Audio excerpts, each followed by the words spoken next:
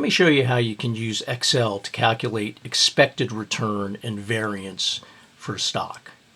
Now, expected return is an average, but it's a little different kind of average from the one you're probably more used to, the arithmetic average. In the arithmetic average, we would add up all the observations and divide by the number of observations. So we'd add 8 to 11 and then add it to 15 and divide by 3.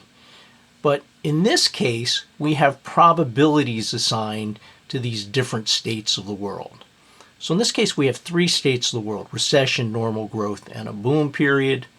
And some economic forecasting group, for example, has decided that there's a 25% chance of recession, 40% chance of normal growth, and a 35% chance of a boom period. And when you add up all these probabilities, it should add up to 100%. It should add up to 100% because all the possibilities are taken into account.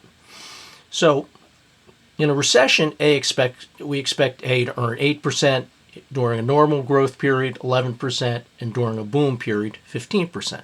So we're taking a weighted average. We're going to take 25% of the 8%, 40% of the 11%, and 35% of the 15% and add them up. Very similar to, or exactly the same as your professor would do to calculate your grade, where you have some sort of weighted average. Homework counts 25%, midterm counts 40%, and the paper counts 35%. So you would take a weighted average by multiplying your homework grade times 25%, etc., and then adding them up. So there's a couple ways for us to do this. So the first is just to take advantage of Excel's ability to copy formulas. So here I'm going to say equals this cell, the 25%, times this cell, which has 8%. And you don't want to type in 25% times 8% because you want to be able to copy this formula down.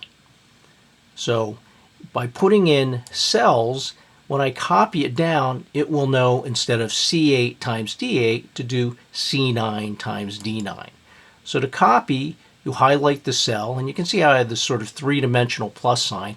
I move to the bottom right-hand corner, and I get a 2-dimensional plus sign, and I left-click the mouse, and I just drag it down, and you can see the different values. So to get the expected return, I now have to add these up. So I'm going to say equals sum, and I'm going to sum up these values. 11.65%. So there's another way to calculate expected return as well, given this information, and it's a function known as sum product, which Excel has in there. Sum product says put in several arrays. Here we just have 2. This is an array of numbers, probabilities. This is an array of returns. And it will multiply the first value in the first array times the first value in the second array, and then add it to the the product of the second value in the first array times the second value in the second array, etc. So let's try that. Sum product. This is the first array, the probabilities, and I'm going to put a comma in. And this is the second array. Close it up. Hit enter. I get exactly the same thing. I've already formatted the cell. If you didn't format it, it will be 0.1165. So it'll do it in decimal form. Okay, now we'd like to calculate the variance. So the variance is an average of the squared deviations. The squared deviations would be the value in the first state minus the expected value and then squared.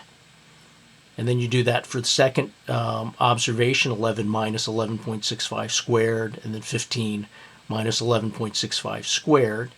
And then we're going to multiply it by the probabilities to get the average of that. So let's see if we can do this. All right, so in the first case, I'm going to do the squared deviations first.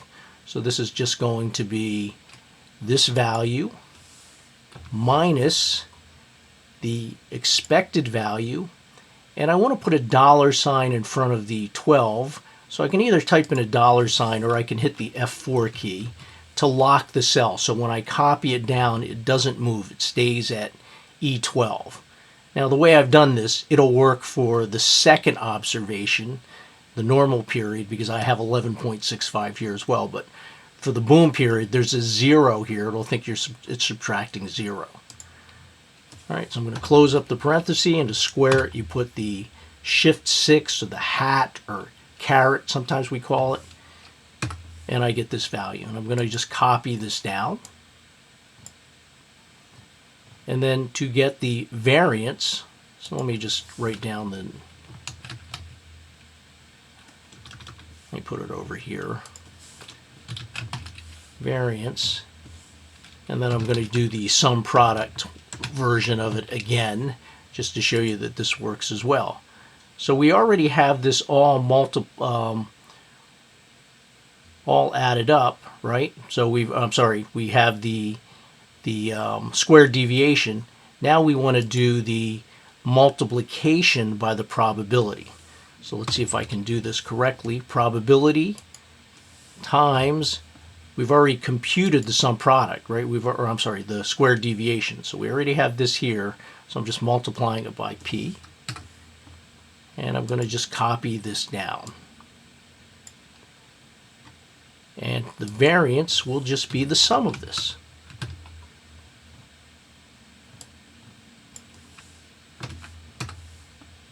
And if I want to use sum product, I can do the same thing. Probability, so this is the first array, and the second array would be these squared deviations. So I'm going to hit enter, and I get exactly the same number. So this is a way to calculate expected returns and variances in Excel. And let me just also add, if you would like the standard deviation, it's just the square root of the variance. So let me just do that, equals, there's a square root function, and I'll just highlight that, and that would be the standard deviation. And this is actually in percentage terms, so if you want to say this is a percent and expand the decimal place a little bit, so this stock has an expected return of 11.65% with a standard deviation of 2.73%. So I hope you found this useful, and thanks for watching.